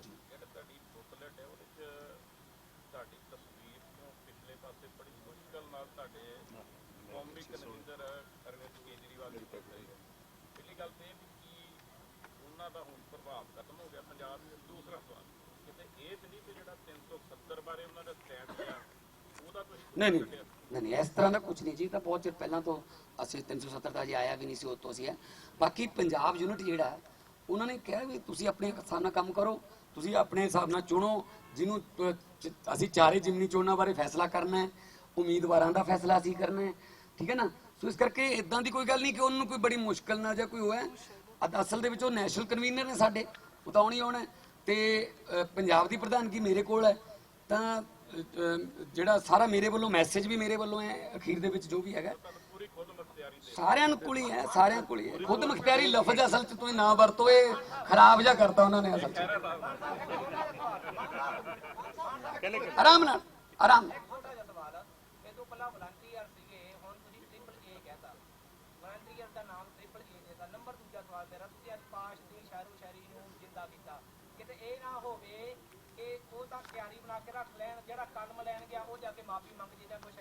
ਨਹੀਂ ਇਸ ਤਰ੍ਹਾਂ ਦਾ ਨਹੀਂ ਜੀ, ਇਸ ਤਰ੍ਹਾਂ ਦਾ ਕੋਈ ਹੋ ਨਹੀਂ ਜੀ।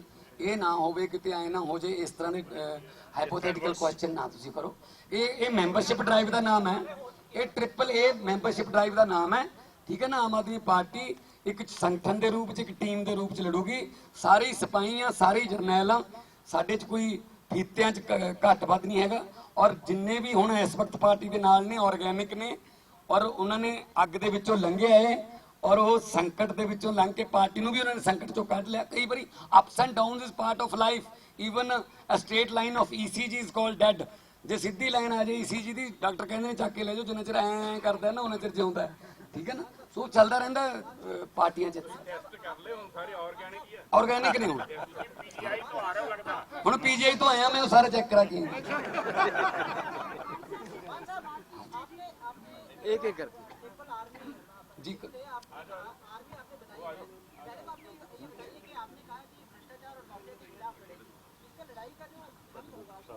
डेमोक्रेटिक तरीके से लड़ेंगे हम, डेमोक्रेटिक तरीके से लड़ेंगे।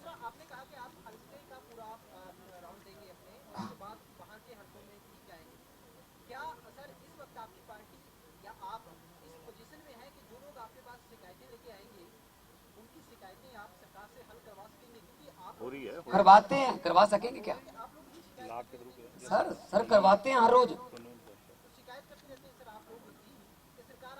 नहीं, वो बड़े मामलों में मैं कह रहा हूं, अदरवाइज तो डीसी, एसएसपी, पटवारी, चीफ सेक्रेटरी हमारे काम होते हैं। और सेंटर में, सेंटर से जो कुछ लाना होता है आ रहे हैं। मेरे जो कुलवंत जी, जो पार्लियामेंट में जो एमपी बेबाक तरीके से बोलता हो, उसके काम नहीं रुकते कभी, क्योंकि उनको पता होता है मिनिस्टर को, अगर मैं प्रोजेक्ट लेके जाऊंगा तो कहेंगे यार इसका प्रोजेक्ट पास कर दो वरना जुलूस निकाल देगा वहां पे ये, ठीक है ना। सो हमारे काम हो रहे हैं, हम गलत काम हम करवाते नहीं, सही हम छोड़ते नहीं। तो जितने हजारों की गिनती में हमने विदेशा तो ਅਸੀਂ ਮੁੰਡੇ ਕੁੜੀਆਂ ਨੂੰ ਬਚਾ ਕੇ ਲਿਆਏ ਆ, ਉਹ ਬੀਜੇਪੀ ਦੀ ਗਵਰਨਮੈਂਟ ਵੱਲੋਂ ਹੀ ਲਿਆਏ ਨਾ, ਵਿਦੇਸ਼ ਮੰਤਰਾਲੇ ਵੱਲੋਂ। ਤੇ ਹੁਣ homeopathic college and university Sangrur ਵਾਸਤੇ ਹਾਊਸ ਦੇ ਵਿੱਚ ਮਿਨਿਸਟਰ ਨੇ ਬੋਲਿਆ ਕਿ ਤੁਸੀਂ ਲਓ। ਮੈਂ ਕਿਹਾ ਸੀ ਸਾਨੂੰ ਦਿਓ, ਹੋਮੋਪੈਥਿਕ ਕਾਲਜ ਐਂਡ ਯੂਨੀਵਰਸਿਟੀ ਨਾਲ ਹਸਪੀਟਲ ਆ ਜਾਊਗਾ। ਜ਼ਮੀਨ ਅਸੀਂ ਤਿਆਰ ਕਰ ਲਈ, ਸਾਡੀ ਪੰਚਾਇਤਾਂ ਜ਼ਮੀਨ ਦੇਣ ਨੂੰ ਤਿਆਰ ਨੇ, ਪੂਰਾ ਪ੍ਰੋਜੈਕਟ ਤਿਆਰ ਹੈ, ਉਹ ਵੀ ਆਊਗਾ। ਸੋ ਅਸੀਂ ਹੁਣ ਪ੍ਰੋਜੈਕਟ ਲੈ ਕੇ ਆਵਾਂਗੇ। ਪਾਸਪੋਰਟ ਆਫਿਸ ਅਸੀਂ ਮਲੇਰਕੋਟਲੇ ਲੈ ਕੇ ਆਏ ਆ। ਸੋ ਇਸ ਤਰ੍ਹਾਂ ਦੀ ਕੋਈ ਗੱਲ ਨਹੀਂ ਕਿ ਸਾਡੇ ਕੰਮ ਨਾ ਹੋਣ, ਹੈ ਜੀ। ਸਰਕਾਰ ਨਹੀਂ, ਅਫਸਰ ਸੁਣਦੇ ਆ ਨਾ, ਸਰਕਾਰ ਨੂੰ ਅਸੀਂ ਕੀ ਲੈਣਾ ਸਰਕਾਰ ਤੋਂ। ਜੇ ਕੋਈ ਡੀਸੀ ਨਹੀਂ ਸੁਣੂਗਾ, ਮੇਰੀ ਪ੍ਰੋਟੋਕਾਲ ਨਹੀਂ ਫੋਲੋ ਕਰੂਗਾ, ਤਾਂ ਮੈਂ ਲੋਕ ਸਭਾ ਸਪੀਕਰ ਕੋਲੇ ਸ਼ਿਕਾਇਤ ਕਰੂੰਗਾ ਨਾ। ਮੈਨੂੰ ਇੱਥੇ ਕੈਪਟਨ ਕੋਲੇ ਥੋੜੀ ਜਾਣ ਦੀ ਲੋੜ ਹੈ, ਕੈਪਟਨ ਸਾਹਿਬ ਤਾਂ ਆਪ ਨਹੀਂ ਸੁਣਦੇ ਕਿਸੇ ਦੀ।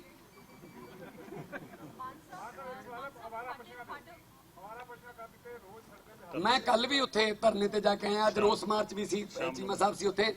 ਸੰਗਰੂਰ ਦੇ 6 ਬੰਦੇ ਪਿਛਲੇ 20 ਦਿਨ ਦੇ ਵਿੱਚ ਅਵਾਰਾ ਪਸ਼ੂਆਂ ਦਾ ਸ਼ਿਕਾਰ ਹੋ ਗਏ। ਇੱਕ ਪੁਲਿਸ ਵਾਲਾ, ਇੱਕ ਨੌਜਵਾਨ ਮੁੰਡਾ, ਇੱਕ ਲੇਡੀ, ਮਤਲਬ ਆਈਐਸ ਦੀ ਤਿਆਰੀ ਕਰਦਾ ਸੀ ਬੱਚਾ, ਕਿੰਨਾ ਟੈਲੈਂਟਡ ਹੈ, ਉਹਦੀ ਡੈਥ ਹੋ ਗਈ। ਸੋ ਮਤਲਬ ਇਹ ਹੈ ਕਿ ਜੇ ਸਾਡੀਆਂ ਸਰਕਾਰਾਂ ਸਾਨੂੰ ਅਵਾਰਾ ਪਸ਼ੂਆਂ ਤੋਂ, ਅਵਾਰਾ ਕੁੱਤਿਆਂ ਤੋਂ ਨਹੀਂ ਬਚਾ ਸਕਦੀਆਂ, ਦੁਸ਼ਮਣ ਤੋਂ ਜਾਂ ਅੱਤਵਾਦ ਤੋਂ ਕੀ ਉਮੀਦ ਕਰ ਸਕਦੇ ਆ ਸਾਨੂੰ ਬਚਾਉਣਗੇ ਉਹ। ਸੋ ਇਹਨਾਂ ਵਾਸਤੇ ਪੁਖਤਾ ਪ੍ਰਬੰਧ ਹੋਣੇ ਚਾਹੀਦੇ ਨੇ, ਜਦ ਕਿ ਟੈਕਸ ਲਏ ਜਾ ਰਹੇ ਨੇ ਹਰ ਚੀਜ਼ 'ਚ। ਮਤਲਬ ਤੁਸੀਂ ਡੀਜ਼ਲ ਪੈਟਰੋਲ 'ਚ, ਬਿਜਲੀ ਦੇ ਬਿੱਲ 'ਚ, ਐਕਸਾਈਜ਼ ਦੇ ਵਿੱਚ ਟੈਕਸ ਲਏ ਜਾ ਰਹੇ ਨੇ। ਕਿਉਂ ਨਹੀਂ ਫਿਰ ਇਹ ਹੱਲ ਹੁੰਦੇ ਜੀ। ਜਿਹੜੀਆਂ ਗਊਸ਼ਾਲਾਵਾਂ ਨੇ ਸਰਕਾਰੀ, ਉਹਨਾਂ ਦਾ ਬੁਰਾ ਹਾਲ ਹੈ। ਗਊ ਚਰਾਂਦਾ ਦੇ ਕਬਜ਼ੇ ਕਰ ਲਏ ਇਹਨਾਂ ਨੇ, ਨਜਾਇਜ਼ ਕਬਜ਼ੇ ਹੋ ਗਏ ਲੈਂਡ ਮਾਫੀਆ ਦੇ। ਸੋ ਇਸ ਕਰਕੇ ਜਿਸ ਵੇਲੇ ਮਿਨਿਸਟਰ ਜਾਂਦੇ ਨੇ ਉਸ ਵੇਲੇ ਤਾਂ ਸਾਰੀ ਸੜਕ ਕਲੀਅਰ ਕਰਾ ਦਿੰਦੇ ਨੇ ਨਾ। ਉਹ ਕਹਿੰਦੇ ਨਾ ਸਾਉਣ ਦੇ ਅੰਨੇ ਨੂੰ ਸਾਰਾ ਕੁਝ ਹਰਾ ਹਰਾ ਦਿਸਦਾ ਹੁੰਦਾ। ਉਹਨਾਂ ਨੂੰ ਤਾਂ ਇਹੀ ਲੱਗਦਾ ਸ਼ਾਇਦ ਆਮ ਲੋਕ ਵੀ ਇਹੀ ਜਾਂਦੇ ਨੇ ਜਿਵੇਂ ਅਸੀਂ ਜਾਂਦੇ ਹਾਂ। ਸੋ ਆਮ ਲੋਕਾਂ ਦਾ ਤੇ ਇਹਨਾਂ ਦਾ ਜਿਹੜਾ ਰਹਿਣ ਸਹਿਣ ਦਾ ਤੇ ਚੱਲਣ ਦਾ ਜਿਹੜਾ ਗੈਪ ਹੈ ਨਾ, ਉਹ ਕਿਤੇ ਐਦਾਂ ਆਮ ਜਾ ਕੇ ਦੇਖਣ ਨਾ। ਦੇਖੋ ਪਿਛਲੇ 5 ਸਾਲਾਂ 'ਚ ਮੋਦੀ ਦੀ ਸਰਕਾਰ 'ਚ ਹੋਰ ਕੁਝ ਹੋਇਆ ਹੋਵੇ ਨਾ ਹੋਇਆ ਹੋਵੇ, ਗਾਵਾਂ ਦੀ ਤੇ ਅਵਾਰਾ ਪਸ਼ੂਆਂ ਦਾ ਕੌਨਫੀਡੈਂਸ ਬਹੁਤ ਵੱਧ ਗਿਆ।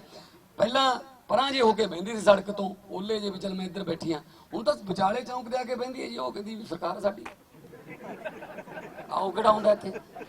ਕਿਰਪਾ ਕਰਕੇ ਜਾਨਾਂ ਤਾਂ ਨਾ ਲਓ ਨਾ। ਰਾਤ ਨੂੰ ਉਹ ਕਰਦੇ ਨੇ ਫਸਲਾਂ ਬਰਬਾਦ, ਦਿਨੇ ਜਾਨਾਂ ਲੈਂਦੇ ਆ, ਉਹ ਰਾਤ ਨੂੰ ਜਾਨਾਂ, ਲੋਕੀ ਐਕਸੀਡੈਂਟ 'ਚ ਮਰਦੇ ਆ। ਇਹਦਾ ਪੁਖਤਾ ਪ੍ਰਬੰਧ ਹੋਣਾ ਚਾਹੀਦਾ। ਕੈਪਟਨ ਵੀ ਬੀਜੇਪੀ ਹੋਈ ਹੈ ਜੀ। ਹਾਂਜੀ, ਉਹੀ ਮੰਨੋ ਜੀ, ਉਹੀ ਮੰਨੋ, ਉਹੀ ਮੰਨੋ। ਹਾਂਜੀ, ਉਹਨਾਂ ਦੀ ਮੰਨਦੇ ਆ ਉਹ, ਜੋ ਉੱਥੋਂ ਲਿਖ ਕੇ ਦਿੰਦੇ ਆ, ਤਾਂ ਤੋਂ ਸਕ੍ਰਿਪਟ ਆਉਂਦੀ ਆ, ਉਹੀ ਆ। ਅੱਛਾ, ਮੈਂ ਇਸ ਗੱਲੋਂ ਹੈਰਾਨ ਆ ਕਿ ਸੁਖਬੀਰ ਬਾਦਲ ਕਹਿ ਰਿਹਾ ਰੇਤ ਮਾਫੀਆ ਕਰਕੇ ਹੜ੍ਹ ਆਏ ਨੇ। ਜਿਵੇਂ ਅਲ-ਕਾਇਦਾ ਕਹਿੰਦੀ ਹੋਵੇ ਵੀ ਅੱਤਵਾਦ ਸ਼ਾਂਤੀ ਭੰਗ ਕਰਦਾ। ਯਾਰ ਤੁਹਾਨੂੰ ਪਤਾ, ਸ਼ਾਇਦ ਭੁੱਲ ਗਿਆ ਹੋਣਾ, ਤੁਹਾਨੂੰ ਪਤਾ ਨਹੀਂ, ਤੁਸੀਂ ਸ਼ੁਰੂ ਕੀਤਾ ਕੰਮ ਇਹ ਸ਼ਾਇਦ ਭੁੱਲ ਗਏ। ਸੋ ਇਹ ਅੱਛਾ ਫੇਰ ਕੀ, ਹੁਣ ਹਰ ਗੱਲ ਤੇ ਕਹਿੰਦੇ ਨੇ ਪੰਜਾਬ ਸਰਕਾਰ ਪੈਸਾ ਨਹੀਂ ਲਾਉਂਦੀ। ਜਨਾਬ ਜੀ, ਬਾਦਲ ਸਾਹਿਬ ਸਾਰੀ ਜ਼ਿੰਦਗੀ ਇੱਕੋ ਗੱਲ ਰੱਟਦੇ ਰਹੇ ਨੇ, ਕੇਂਦਰ ਸਾਡੇ ਨਾਲ ਮਤਰੇਈ ਮਾਂ ਵਾਲਾ ਸਲੂਕ ਕਰਦਾ ਜੀ, ਕੇਂਦਰ ਸਾਡੇ ਨਾਲ ਮਤਰੇਈ ਮਾਂ ਵਾਲਾ ਸਲੂਕ ਕਰਦਾ ਜੀ ਕਾਂਗਰਸ ਦੀ ਸਰਕਾਰ ਨੂੰ। ਹੁਣ ਤਾਂ ਸਕਾ ਤਾਇਆ ਉੱਥੇ ਮੋਦੀ, ਹੁਣ ਲੈ ਆਓ। ਪਿਛਲੀ ਵਾਰ ਕਹਿੰਦੇ ਸੀ ਮੋਦੀ ਨੂੰ ਪ੍ਰਧਾਨ ਮੰਤਰੀ ਬਣਾਓ, ਟਰੱਕ ਭਰ ਕੇ ਲੈ ਕੇ ਆਵਾਂਗੇ ਨੋਟਾਂ ਦੇ, ਕਹਿੰਦੇ ਸੀ ਨਾ ਸੁਖਬੀਰ ਬਾਦਲ। ਹੁਣ ਤਾਂ ਦੂਜੀ ਵਾਰ ਬਣ ਗਿਆ, ਚਲ ਟਰੱਕ ਛੱਡ ਦੋ, ਕੋਈ ਛੋਟਾ ਹਾਥੀ ਭਰ ਲਿਓ, ਕੁਛ ਤਾਂ ਦਿਓ, ਕੋਈ ਲੋਕਾਂ ਨੂੰ ਕੋਈ ਪੈਸਾ ਤਾਂ ਲੈ ਕੇ ਆਓ। ਹਰਸਿਮਰਤ ਕੌਰ ਉੱਥੇ ਮਿਨਿਸਟਰ ਹੈ, ਇੱਕ ਮਿਨਿਸਟਰੀ ਪਿੱਛੇ ਸਾਰਾ ਪੰਜਾਬ ਦਾ ਤੇ ਲਾ ਰੱਖਿਆ ਉਹਨਾਂ ਨੇ। ਇੱਕ ਮਿਨਿਸਟਰੀ ਰੱਖਣੀ ਹੈ ਬਸ, ਇਹਨੂੰ ਨਾ ਕੁਛ ਕਿਹੋ, ਬਾਕੀ ਪੰਜਾਬ ਵਾਸਤੇ ਜੋ ਮਰਜ਼ੀ ਫੈਸਲੇ ਲੈ ਲਓ, ਅਸੀਂ ਤੁਹਾਡਾ ਸਾਥ ਦੇਵਾਂਗੇ।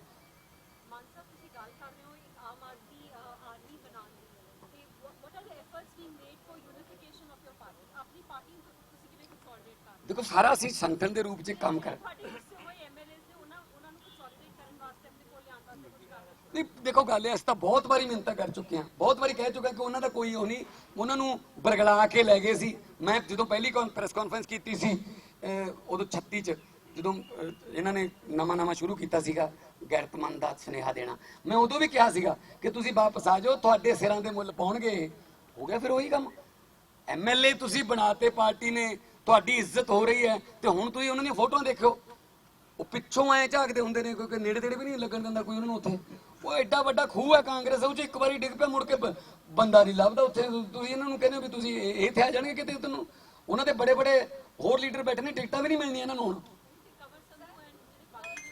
ਉਹ ਜ਼ਿਆਦਾ ਸਿਆਣੇ ਨੇ ਜੀ, ਉਹ ਤਾਂ ਪੜ੍ਹੇ ਲਿਖੇ ਨੇ, ਉਹ ਤਾਂ ਬਹੁਤ ਜ਼ਿਆਦਾ ਸਿਆਣੇ ਨੇ, ਉਹਨਾਂ ਨੂੰ ਪਤਾ ਹੋਊਗਾ ਕਿਉਂ ਫੈਸਲਾ ਲਿਆ ਇਹਨਾਂ ਨੇ, ਉਹਦੇ ਇਲਜ਼ਾਮ ਕੀ ਹੋਣਗੇ। ਉਹ ਤਾਂ ਬੜੇ ਬੜੇ ਅਖਬਾਰਾਂ ਦੇ ਐਡੀਟਰ ਹੈ।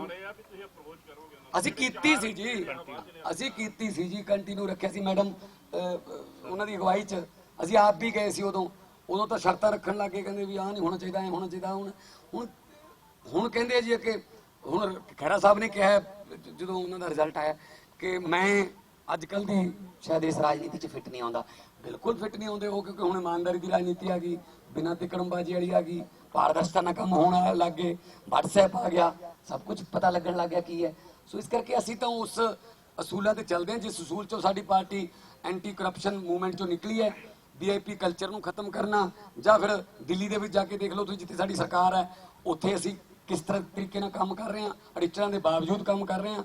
ਸੋ ਇਸ ਕਰਕੇ ਮੈਂ ਇਹੀ ਕਹਿਣਾ ਚਾਹੂੰਗਾ ਕਿ ਆਮ ਆਦਮੀ ਪਾਰਟੀ ਇੱਕ ਸੰਗਠਨ ਦੇ ਰੂਪ 'ਚ ਕੰਮ ਕਰਦੀ ਹੈ।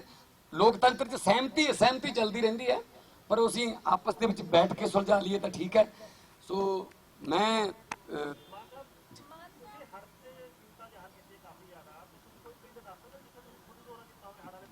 ਗਿਣੋ ਜੀ, ਦੇਖੋ ਸੰਘੇੜਾ ਪਿੰਡ ਹੈ, ਜਾਣੀਆਂ ਹੈ ਜੀ, ਧਰਮਕੋਟ ਦੇ 15 ਪਿੰਡ ਨੇ ਜੀ, ਜਾ ਕੇ ਰਾਸ਼ਨ ਵੀ ਦੇ ਕੇ 4-5 ਲੱਖ ਦਾ।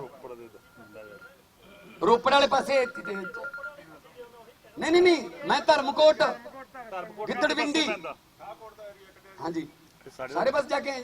ਸਰਜੀਤ ਕੌਰ ਮਾਣੂਕੀ ਜਾ ਕੇ ਸੰਗਰੂਰ 'ਚ ਤਾਂ ਹੈ ਹੀ ਨਾ।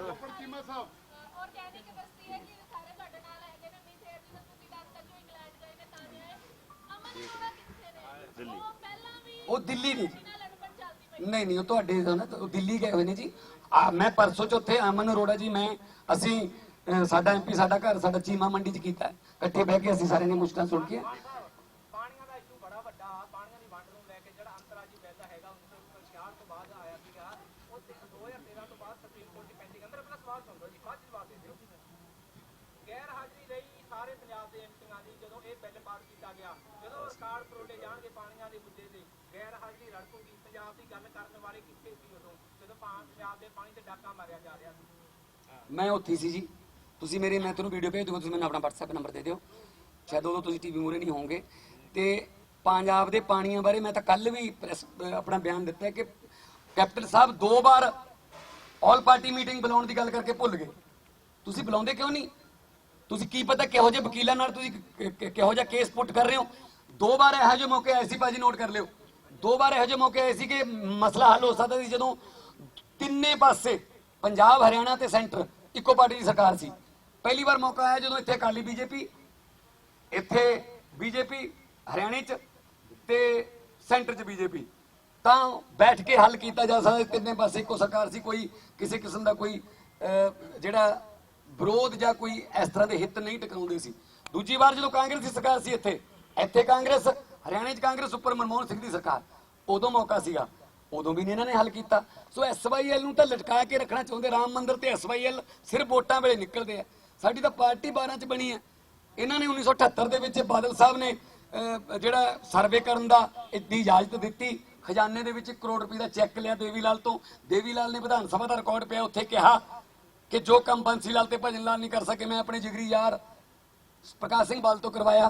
ਫਿਰ ਉਸ ਤੋਂ ਬਾਅਦ ਚਾਂਦੀ ਦੀ ਕਹੀ ਲੈ ਕੇ ਇੰਦਰਾ ਗਾਂਧੀ ਨਾਲ ਕਪੂਰੀ ਪਿੰਡ ਦੇ ਵਿੱਚ ਟੱਕ ਲਾਇਆ ਇਸ ਨਹਿਰ ਨੂੰ ਬਣਾਉਣ ਦਾ, ਪੱਟਣ ਦਾ, ਨਿਰਮਾਣ ਦਾ। ਉਹ ਕੈਪਟਨ ਅਮਰਿੰਦਰ ਸਿੰਘ ਸੀ।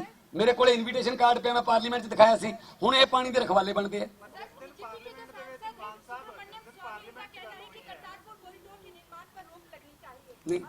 ਨਹੀਂ, ਬਿਲਕੁਲ ਗਲਤ ਬਿਆਨ ਹੈ। ਇਹ ਸੁਬਰਾਮਨਿਅਮ ਸਵਾਮੀ ਜੀ ਵੀ ਕਦੇ ਉੱਧਰ ਹੁੰਦੇ ਨੇ ਕਦੇ ਉੱਧਰ ਹੁੰਦੇ ਨੇ।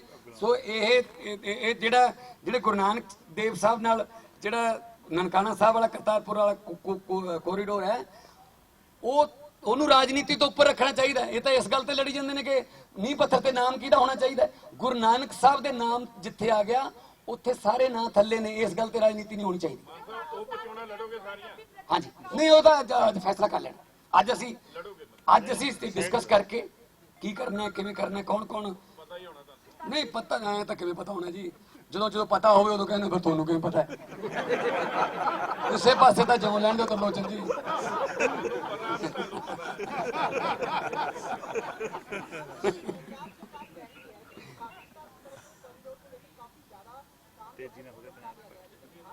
ਹਾਂ ਪਾਕਿਸਤਾਨ ਨੇ ਤਾਂ ਗੱਲ ਕਲੀਅਰ ਕਰਤੀ ਕਿ ਜਿਹੜਾ ਵੀ ਕੋਈ ਹੁਣ ਜਿਹੜੀ ਟੈਨਸ਼ਨ ਹੋਈ ਹੈ 370 ਤੋਂ ਬਾਅਦ ਉਹਦਾ ਕੋਰੀਡੋਰ ਤੇ ਕੋਈ ਅਸਰ ਨਹੀਂ ਪਊਗਾ।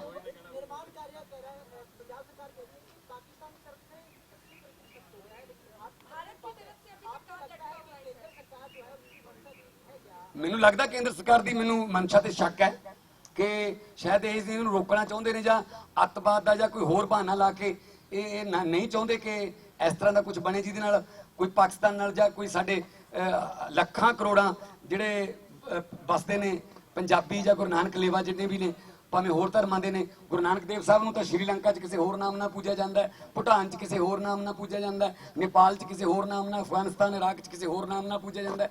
ਉਹ ਤਾਂ ਜਗਤ ਗੁਰੂ ਸੀ। ਸੋ ਉਹਨਾਂ ਦੇ ਨਾਮ ਨੂੰ ਵਰਤ ਕੇ ਜੇ ਕੋਈ ਇਸ ਤਰ੍ਹਾਂ ਦੀ ਕੋਈ ਰਾਜਨੀਤੀ ਕਰਨੀ ਚਾਹੁੰਦੀ ਹੈ ਗਲਤ ਹੈ।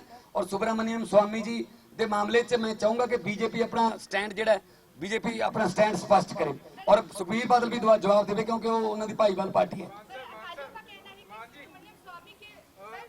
ਵਿਧਾਨ ਸਭਾ ਦੇ ਵਿੱਚ ਪਹਿਲਾਂ ਸਰਬਸੰਮਤੀ ਦੇ ਨਾਲ ਮਤਾ ਪਾਸ ਹੁੰਦਾ ਹੈ ਕਿ ਜਿਹੜੀ ਬੇਅਦਬੀ ਦੇ ਮਸਲਿਆਂ ਦੀ ਜਿਹੜੀ ਸੀਬੀਆਈ ਜਾਂਚ ਉਹ ਵਾਪਸ ਹੋਣੀ ਚਾਹੀਦੀ ਹੈ। ਫਿਰ ਸਰਕਾਰ ਕਹਿੰਦੀ ਕਿ ਕਲੋਜ਼ਰ ਰਿਪੋਰਟ ਕਿਉਂ ਕੀਤੀ, ਸੈਂਟਰ ਧੱਕਾ ਕਰੇਗਾ। ਫਿਰ ਕੈਪਟਨ ਅਮਰਿੰਦਰ ਸਿੰਘ ਆਪਣੇ ਐਡਵੋਕੇਟ ਜਨਰਲ ਕਹਿੰਦੇ ਕਿ ਕੇਸ ਨੂੰ ਪ੍ਰੋਸੀਡ ਕਰੋ। ਫਿਰ ਸੀਬੀਆਈ ਜਾਂਚ ਖੋਲ੍ਹਣਾ ਚਾਹੁੰਦੀ ਹੈਗੀ ਹੈ ਤੇ ਕੈਪਟਨ ਸਰਕਾਰ ਦਾ ਤੇ ਸੈਂਟਰ ਦਾ ਸੀਬੀਆਈ ਜਿਹੜੀ ਹੈਗੀ ਏਜੰਸੀ ਸੈਂਟਰ ਦੀ ਇਹਨਾਂ ਦਾ ਸਟੈਂਡ ਬਾਰੇ ਕੀ ਕਹੋਗੇ? ਉਹ ਸਾਰਾ ਇਹ ਤਾਂ ਸਭ ਕੁਝ ਸਾਰਿਆਂ ਨੂੰ ਪਤਾ ਹੀ ਹੈ ਜਗਤਾਰ ਜੀ। ਦੇਖੋ ਇਹ ਇਸ ਮਾਮਲੇ ਨੂੰ ਬਹੁਤ ਦੇਰ ਤੋਂ ਠੰਡੇ ਵਸਤੇ 'ਚ ਪਾਉਣਾ ਚਾਹੁੰਦੇ ਨੇ ਪਰ ਕਿਉਂਕਿ ਹਿਰਦੇ ਇੰਨੇ ਜ਼ਿਆਦਾ ਬਲੂੰਦਰੇ ਗਏ ਨੇ ਲੋਕਾਂ ਦੇ ਉਹ ਨਹੀਂ ਮਿਟ ਸਕਦਾ। ਇਹ ਜਿਹੜਾ ਦੇਖੋ ਕਹਿੰਦਾ माना कि मेरी कमीज पर लाखों दाग हैं। त्रिलोचन जी क्या बात है। माना कि मेरी कमीज पर लाखों दाग हैं पर खुदा का शुक्र है कोई धब्बा नहीं। दाग साबना धो दिंदियां ने, धब्बे सदियां धोंदियां ने।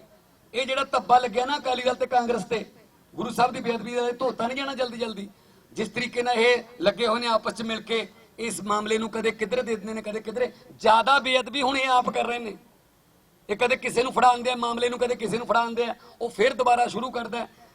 ਸੋ ਕਈ ਵਾਰੀ ਆਪਾਂ ਕਹਿੰਦੇ ਨਾ ਕੋਈ ਬੰਦਾ ਕਿਸੇ ਪੁਲਿਸ ਨੇ ਫੜ ਲਿਆ ਤੇ ਉਹਨੂੰ ਕੋਈ ਘਰੇ ਆ ਕੇ ਉਹਦੇ ਕੋਈ ਬੰਦੇ ਕੁੱਟ ਗਏ, ਸਭ ਤੋਂ ਪਹਿਲਾਂ ASI ਆਊਗਾ, ਉਹ ਪੁੱਛੂਗਾ ਹਾਂ ਵੀ ਪਹਿਲਾ ਥੱਪੜ ਕਿਹੜੀ ਗੱਲ ਤੇ ਮਾਰਿਆ ਸੀ, ਉਹ ਇੱਧਰ ਮਾਰਿਆ ਸੀ, ਦੂਜਾ ਇੱਧਰ ਮਾਰਿਆ ਸੀ, ਫਿਰ ਇੱਥੇ ਵੀ ਸੱਟਾ ਮਾਰ ਗਏ। ਉਹ ਕਹਿੰਦਾ ਓਕੇ ਮੇਰੇ SHO ਸਾਹਿਬ ਆਉਣਗੇ ਇਨਕੁਆਇਰੀ ਕਰਨਗੇ। ਉਹ ਆ ਕੇ ਪੁੱਛੂਗਾ ਫਿਰ ਕਿੱਥੇ ਮਾਰਿਆ ਸੀ, ਉਹ ਕਹਿੰਦਾ ਇੱਧਰ ਮਾਰਿਆ ਸੀ ਜੀ, ਇੱਧਰ ਮਾਰਿਆ ਸੀ, ਫਿਰ ਪਿੱਛੇ ਵੀ, ਫਿਰ DSP ਆ ਜਾਊਗਾ, ਉਹ ਵੀ ਪੁੱਛੂਗਾ, ਫਿਰ ਦੱਸੂਗਾ, ਫਿਰ SSP। ਅਖੀਰ ਤੇ ਉਹ ਬੰਦਾ ਕਹਿੰਦਾ ਜੀ ਮੈਨੂੰ ਕੁੱਟਣ ਵਾਲਿਆਂ ਨੇ ਉਹਨਾਂ ਤੰਗ ਨਹੀਂ ਕੀਤਾ ਸੀ ਜਿੰਨਾ ਤੁਸੀਂ ਮੈਨੂੰ ਬੇਇੱਜ਼ਤ ਕਰ ਰਹੇ ਹੋ ਪੁੱਛ ਕੇ। ਬਿਲਕੁਲ ਸੇਮ ਗੁਰੂ ਗ੍ਰੰਥ ਸਾਹਿਬ ਜੀ ਨਾਲ ਕਰ ਰਹੇ ਨੇ। ਕਦੇ ਕਿਸੇ ਨੂੰ ਦੇ ਦਿੰਦੇ ਨੇ, ਕਦੇ ਕਿਸੇ ਨੂੰ ਦੇ ਦਿੰਦੇ ਨੇ। ਉਹ ਫਿਰ ਸ਼ੁਰੂ ਤੋਂ ਪੁੱਛਦੇ ਨੇ ਕਿ ਕਿਹੜੀ ਰੂੜੀ ਤੇ ਪਹਿਲਾਂ ਮਿਲੇ ਸੀ ਅੰਗ, ਕਿਹੜੀ ਰੂੜੀ ਤੇ ਬਾਅਦ ਚ ਜ਼ਿਆਦਾ ਬੇਅਦਬੀ ਕਰ ਰਹੇ ਨੇ। ਕੈਪਟਨ ਸਾਹਿਬ ਬੱਚੇ ਨੂੰ ਪਤਾ ਲੱਗ ਗਿਆ ਤੁਸੀਂ ਉਹਨਾਂ ਨੂੰ ਬਚਾ ਰਹੇ ਹੋ ਬਾਦਲ ਕਿਆਂ ਨੂੰ।